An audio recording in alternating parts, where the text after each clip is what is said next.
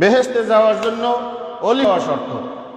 আর দেশের মধ্যে কত অলি আছে, এই অলিদের বংশের মধ্যে জন্মগ্রহণ করছে বাংলাদেশের জাতির পিতা, বাঙালি জাতির পিতা বঙ্গবন্ধু শেখ মুজিবুর রহমান। অলি পরিবারের হওয়ার পরে দেশের জন্য সারা জীবন কাজ করেছে, এজন্য সে জান্নাতে যাবে, এতে কোনো সন্দেহ নাই। জোরে বলেন ঠিক কিনা?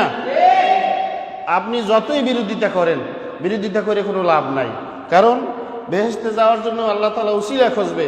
সেই সুবাদে আগেও বলছি, আজকেও বলি যে বাংলাদেশে 18 কোটি মানুষের মধ্যে মহিলা যদি থাকে অর্ধেক, এই অর্ধেক মহিলা 8-9 কোটি মহিলার মধ্যে 10 জন যদি জান্নাতি মহিলা থাকে, এর মধ্যে প্রধানমন্ত্রী শেখ হাসিনা এই 10 জন জান্নাতি মহিলাদের মধ্যে একজন জান্নাতি মহিলা। জোরে বলেন ঠিক কিনা?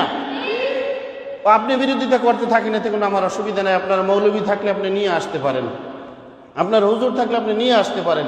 এজন্য আমি প্রস্তুত আছি, আমি বুঝিয়ে দিব যে প্রধানমন্ত্রী শেখ হাসিনা কিভাবে জান্নাতি মহিলা। আমি বলছি আমি ভবিষ্যতে আরো বলবো, যদি শেখ হাসিনা জান্নাতি মহিলা না হতো, যদি সে ভালো মহিলা না হতো, তাহলে আপনি বসেন আপনি। যদি ভালো না হতো তাহলে বাংলাদেশে মসজিদ থাকতো না, মাদ্রাসা থাকতো না, আলেমেরা জেলে এখনো জীবিত থাকতো না, তাদেরকে মেরে ফেলতো। দেশে আল্লামা মামুনুল হক সাহেব জেলে আছে, মারে নাই। দেশে সাইদি সাহেব বেঁচে আছে, মারে নাই।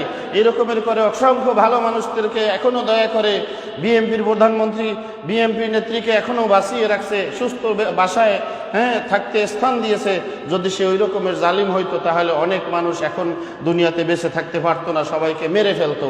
কাজেই আপনাদের অপপ্রচার ভুলে যান, আজকে থেকে স্বীকার করতে বাধ্য হন যে উন্নয়নশীল দেশ এই বাংলাদেশ উন্নয়নের পিছনে প্রধানমন্ত্রী শেখ হাসিনার হাত রয়েছে। এজন্য আমি বলছি যে জান্নাতি 10 জন মহিলাদের মধ্যে প্রধানমন্ত্রী শেখ হাসিনা, ওই 10 জন জান্নাতি মহিলাদের মধ্যে একজন জান্নাতি মহিলা। জোরে বলেন ঠিক কিনা? বিরোধিতা করলে আমার কোনো অসুবিধা নাই, আপনি বিরোধিতা করতে থাকেন। আমি বলছি, আরো বলবো ভবিষ্যতে।